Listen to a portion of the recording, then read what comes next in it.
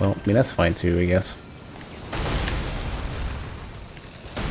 It's not the cheapest thing to use.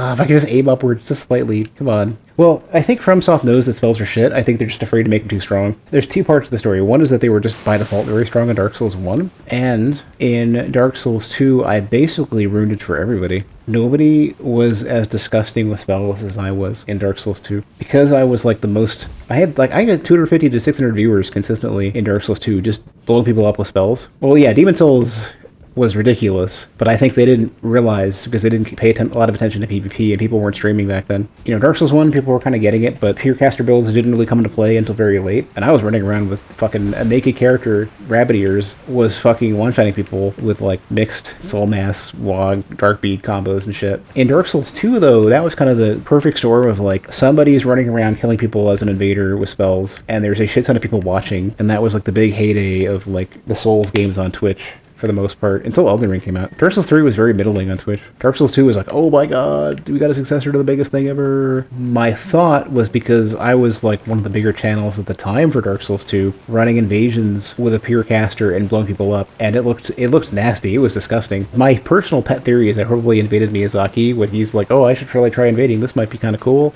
This feature that the rest of the staff added, and then we were kind of tinkering with. I was very visible to them, and they were like, fuck no, take the shit out of the game. And then that's why Dark Souls 3 magic was completely shit. Like, you couldn't do shit with magic in Dark Souls, like, or sorcery anyways, in Dark Souls 3 until Pontiff, or really kind of after Pontiff. I think Miyazaki just thinks it should be sword and board forever. Dark Souls 3 magic was so shit that you couldn't use it against shit at the beginning of the game. Like, Dark Souls 3 would, like, your soul arrow was completely fucking worthless unless you only use it against bosses. It would do so little damage, and you would not have enough for fucking just playing the game, going through the game.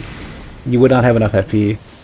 Or the fucking... Oh, the hostess dies because of the lightning. Good. Well, that paid off. Yeah, I mean, well, all Dark Souls is designed for literally sword and board and nothing else. They've got... Like, Elden Ring is getting better, though. Dark Souls 2, especially because Miyazaki wasn't directing it, even though Shibuya totally fucked up a lot of the direction of it, Dark Souls 2 was like, we're going to expand, and this will be bigger and greater. I think Dark Souls 2 is basically proto-Elden Ring. Or, no, well, not... I don't know, just think that. I know it's proto-Elden Ring. If you look at Illusory Wall's series of videos in Dark Souls 2, like, that game was going to be fucking massive. If they did not have the development issues with Dark Souls 2, we wouldn't nearly be as impressed with Elden Ring, because Dark Souls 2 would have been gigantic.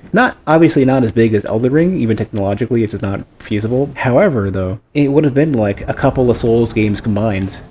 I think Dark Souls 3's PvP has more interesting tuning. I think like the tuning is overall better and the formulas are better, like the way the math works is better. What I don't like, though, pyromancy exists and the spell tuning is too low for sorceries and a lot of offensive miracles. And the other thing is, like, with both Dark Souls 3 and Elden Ring, the high level scaling for all damage is too much. Like, until you've gotten so high level to where the scaling doesn't matter anymore, invaders are in terrible shape. But like, it had things that made it manageable, though. Elden Ring does not have good enough crowd control abilities yet. That's the biggest thing. Like, if they had quick stagger abilities, even if they had to be used carefully, that were very reliable, then I think that would be fine. It's just right now, it's like if three people decide to try to blunder you and chase you, especially with running attacks with any weapon that is a running thrust, then you're fucked. Dark Souls 3 had the advantage of simple weapons. Of course, they were relatively shit, but you had any way to get FP back beyond like the few flasks you bring with you. That was another benefit. And Gentle Prayer was so strong.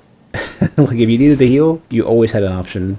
You may have to run away for a while, but it was there. It's like little things like that. I mean, the fact that daggers were a guaranteed stagger no matter what. So, like, if somebody was trying to crowd you on a 1v1, you could get them off you. Having, like, a guaranteed stagger with R1 was good for, like, straight swords. Also, Dark Souls 3 also had the, it was easier to get, like, max cast speed, or suitable cast speed, while still keeping your damage up, and the weapon catalysts were really good. I preferred the R1, and the reason why is because the cases where there wasn't created a lot of variety. Because, like, for example, like, with dagger R1s, there was no stagger, you didn't get a second hit, and that was important. The fact that it did not stagger was extremely valuable. Crossbows being a reliable way to stagger at a distance, it allows you to deal with spears and shit. Everyone's complaining about dual lances and shit, but if crossbows were as good as they were in Dark Souls 3, it wouldn't be an issue. Stuff like that.